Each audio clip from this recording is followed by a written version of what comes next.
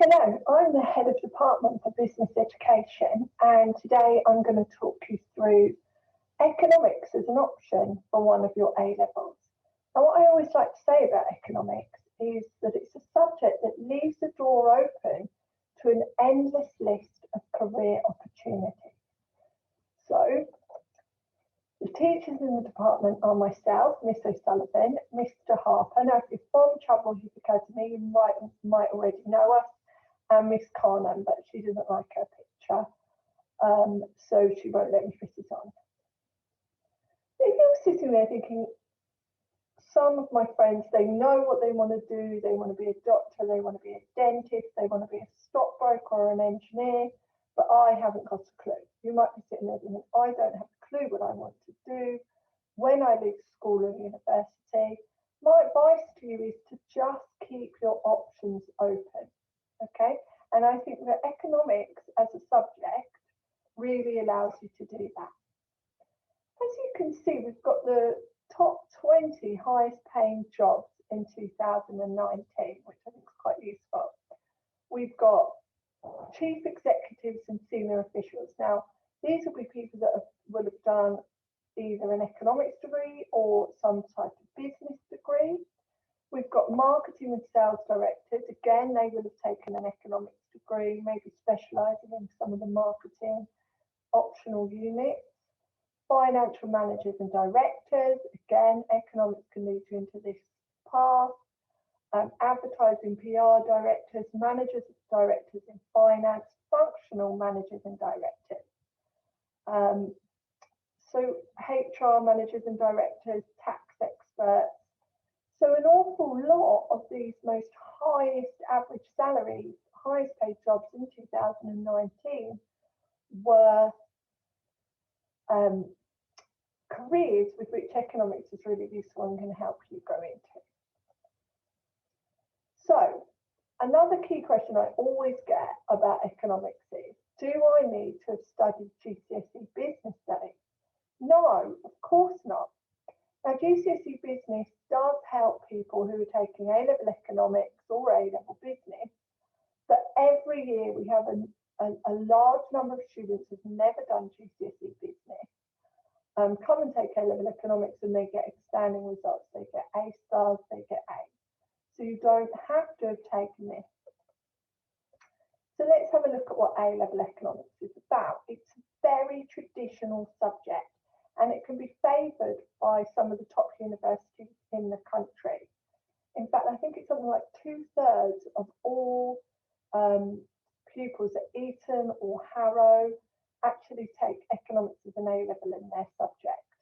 Now, some pupils can find it a very difficult subject because there are elements of it that require a high level of mathematical ability.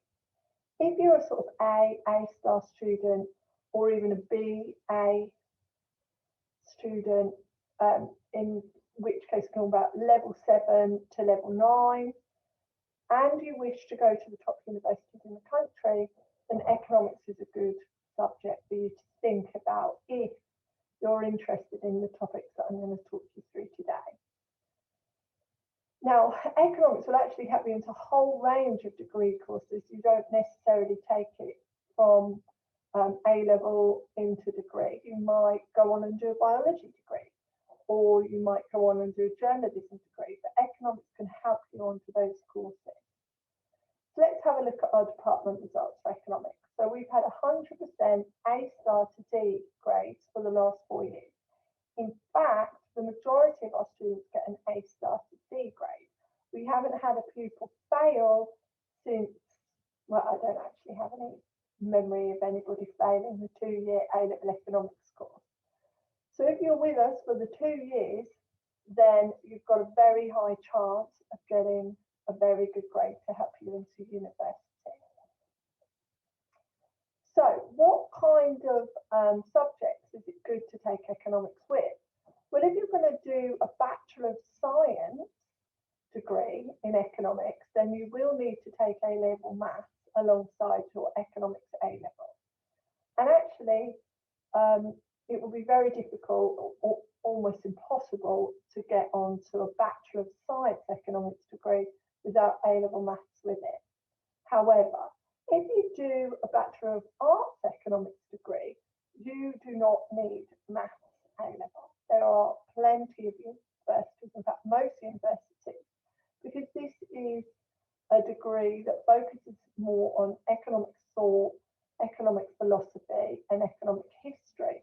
Whereas if you're doing a Bachelor of Science in Economics, then that could be more mathematical because you're looking at financial markets. Now, people who do a Bachelor of Science do tend to end up working in finance, but with a Bachelor of Arts Economics degree, you can still end up working in finance. In fact, one of my best ever students, she got a graduate placement at the Royal Bank of Scotland, and she only did a Bachelor of Arts. Not only she did a Bachelor of Arts for Economics, but you can also end up in journalism and a whole host of other professions. So what other subjects does it go with? Well, it also goes very well with geography. A lot of what you learn in geography, especially about developing countries and developing economies, crosses over with one of our units in economics. And history and politics, there are lots of crossovers there that will help you to understand the context of economic thought.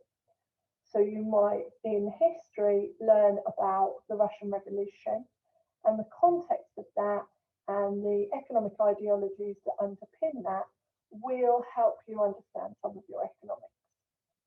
If you want to work in corporate law one day, obviously it's a very high earning profession, then matching economics with the law will work really well.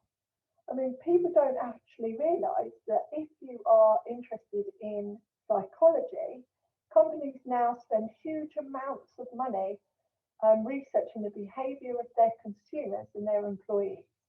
Actually, pairing these two A-levels will help you on this pathway. And finally, languages.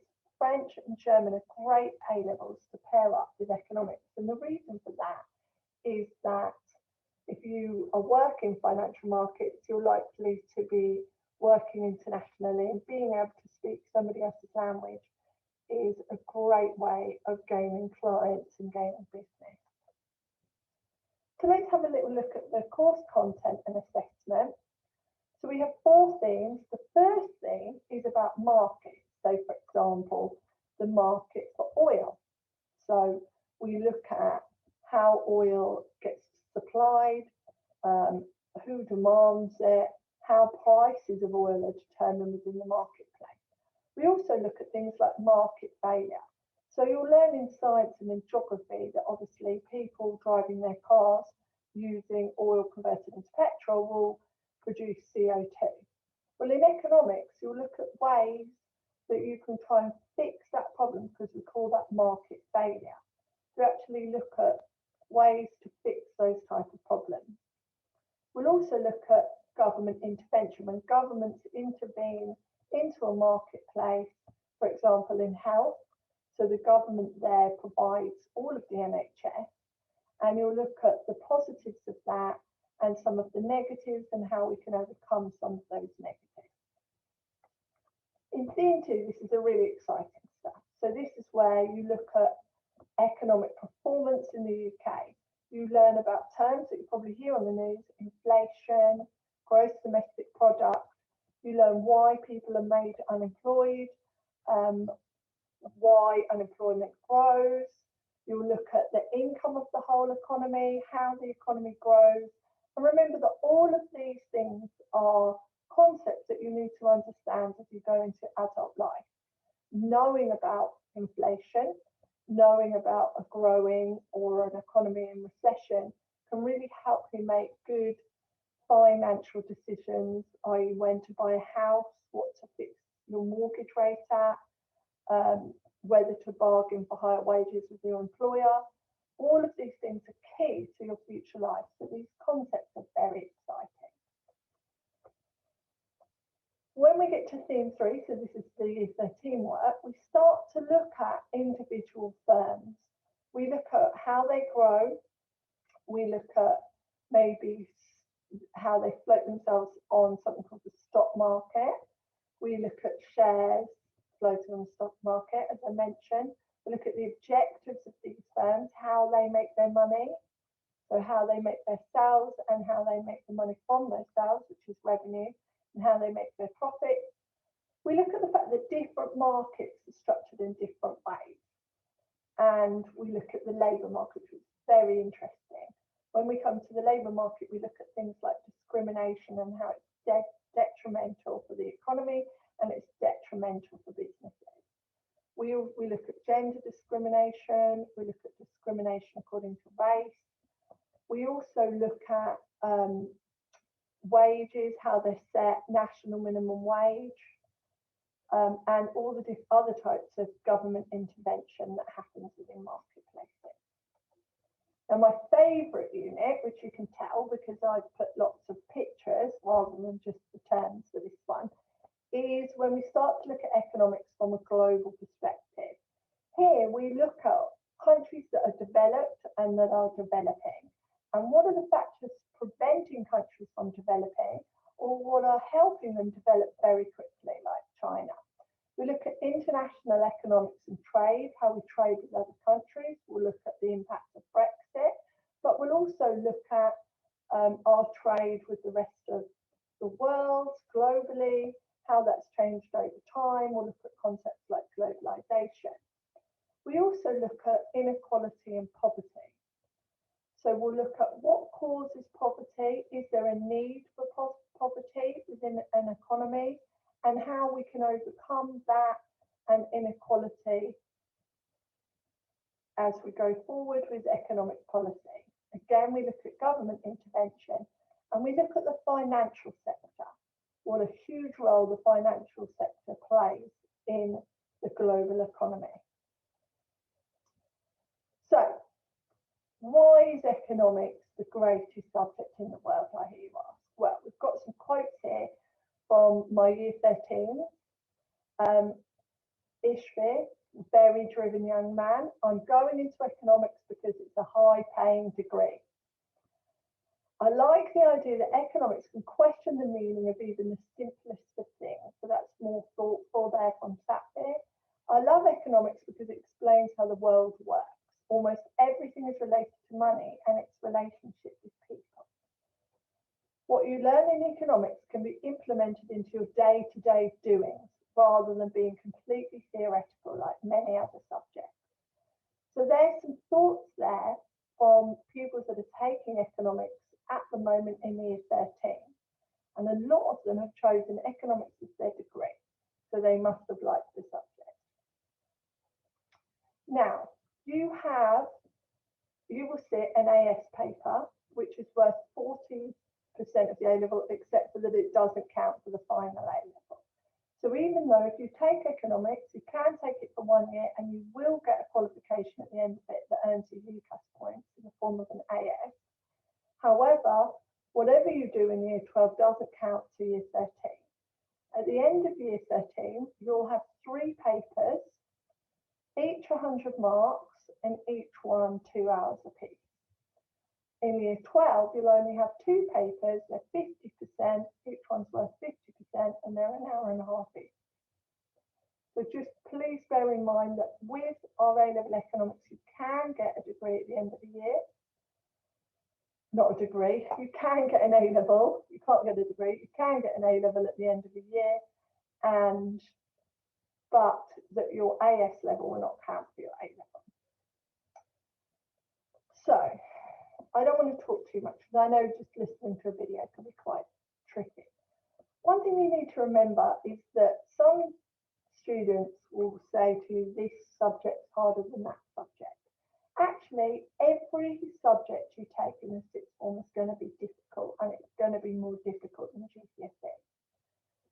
My advice is to try and keep your options open. Remember, if you take A-level economics, even if you've got physics, biology and maths as your other 3 A-levels, say you choose 4, economics keeps that door open to all those financial careers and those other careers that are available.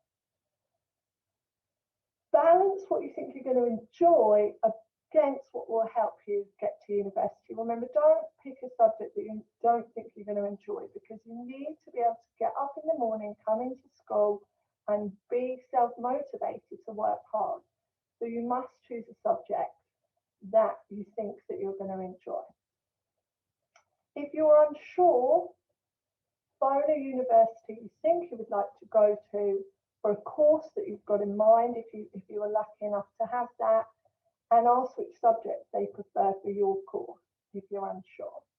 But remember, the most important thing is to pick subjects that you think you're going to enjoy, you're going to be doing them 2 years, so you want to be happy. I love economics. I'm incredibly passionate about my subject. So of course, I'm going to say to everybody, you must take economics because it's such a wonderful course. But you need to think about what you're going to enjoy. Please feel free to message me via Show My Homework. If you have any further questions about any of this, you can find me or ask your form tutors how you can contact me if you've got more questions.